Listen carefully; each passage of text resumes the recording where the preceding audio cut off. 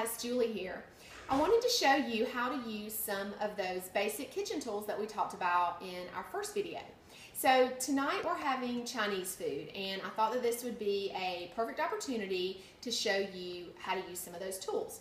So as you can see, I have my large cutting board set up here so I can get all of my ingredients organized before I actually begin to cook. Another thing that I have here is just a basic grocery bag. I like to keep that just right here on the counter so that as I'm chopping, I can just throw the trash in here. It just makes for very quick cleanup. So first, I'm going to show you just kind of some basic kitchen knife skills. These are shallots, and you can see this is what they look like with the paper on. They're just kind of like a small onion, very mild in flavor. They actually kind of taste like a cross between an onion and a garlic. I love these, especially in raw dishes. So what you want to do anytime you chop, just kind of basic knife skills, is you want to keep your fingers as curled under as possible so that you have less of a chance of cutting yourself. You want to take that sharp chef knife and place it on the cutting board. I'm just going to cut little sort of rounds out of these. And what you want to do is just pick up your shoulder, move it back and forth, and sort of like, whoops, see, it slipped out of my hand. Sort of like rock the knife back and forth, okay? And then when you get down, you just have to be really careful when you get down to the end, okay? So you see how that just kind of cuts these into little rounds. I've already chopped my carrots here. I want to show you how to chop a couple of other ingredients. I have a stalk of celery here, and I'm just going to cut the ends off of the celery and then throw them in my trash bag there. What you want to do, if you want smaller pieces of celery, I find it's easier to just cut little strips out of the celery here. Just makes the chopping a little bit easier. Put that together. And then what you want to do again is just sort of rock the knife back and forth over the cutting board. Just kind of move your hands down as you go.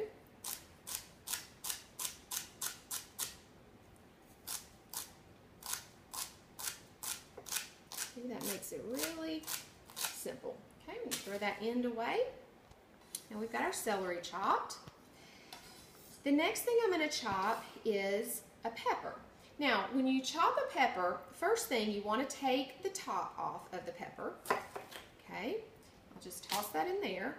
And then I'm going to cut the pepper in half. Now, when you're chopping a pepper, you want to remove what's called the seeds and the ribs, okay? Especially if it's a hot pepper, that's where all of the heat lies inside the pepper. So I'll just kind of remove that into my little trash bag over here. When you chop a pepper, you always want to chop from the inside to the outside instead of going from the outside in. The outside flesh is a little bit tougher and it just makes it easier to chop. So you want to hold on to that, and then if I'm going to chop it into strips, I'll just kind of, again, rock my knife back and forth. Okay, and then if I want to chop this into little squares, then all I need to do is just line those up. Just kind of move down those with my knife. Just working carefully so that I don't cut myself. Okay, all right, so there's my peppers. So after using that sharp chef knife, I'm going to show you now how to use that microplane. I think I told you this was one of my favorite kitchen tools. Love it, use it all the time. So for the microplane, what I'm going to use for the microplane is my garlic and my ginger. Just to kind of let you know, this garlic, when you buy garlic, this is the whole head of garlic. So if you have a recipe, most recipes end up calling for the cloves of the garlic. So these are what the cloves of the garlic look like. And you want to just remove the skin from the clove, and then you're ready to grate it on your microplane. So I've already removed the skin from some of these. What I'm going to do is just sit my microplane on the cutting board, and then I'm just going to run it over the grater or the microplane until I get to the very end. I'm just going to toss that away. And then a lot of it will become stuck on the back of the microplane. You can just either put it right into what you're cooking, or you can make a little pile of it here on your cutting board.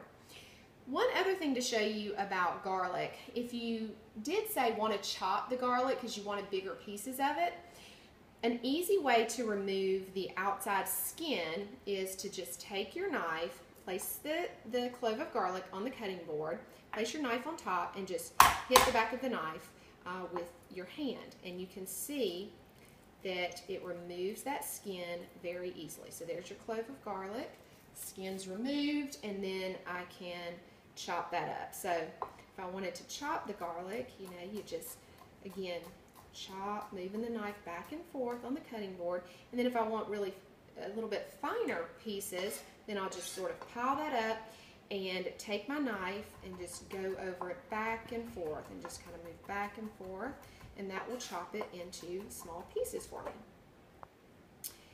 The next thing I want to show you with that microplane is the ginger root that I'm going to use. So you may think you see recipes that call for fresh ginger and think, well, you never have fresh ginger lying around, right?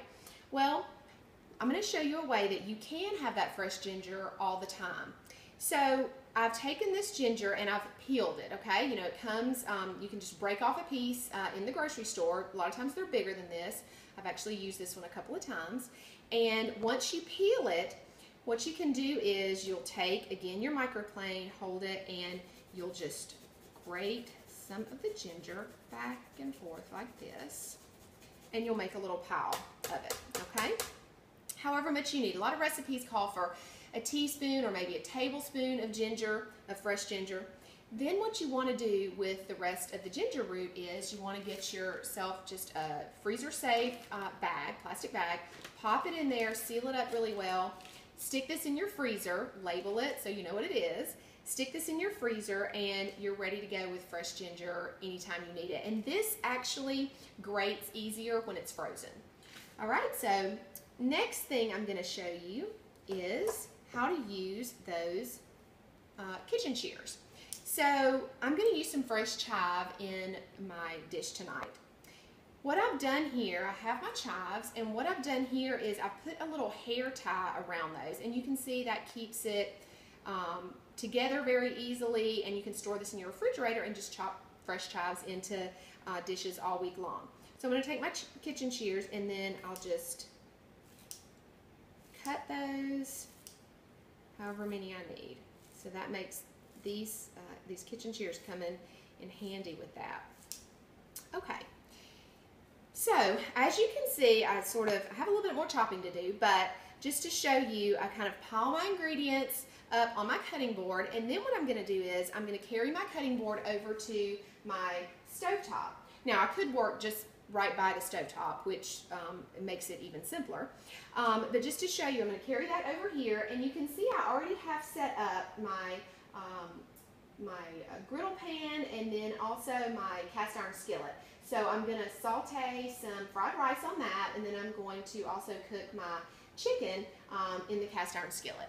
So that makes it really simple if I go ahead and set out all of the utensils that I need, and then when I'm cooking, I'm not scrambling around for, you know, where's that pan that I need and risking something burning. And it makes for a really easy cleanup too. So hopefully this has been helpful to you, and we'll see you next time.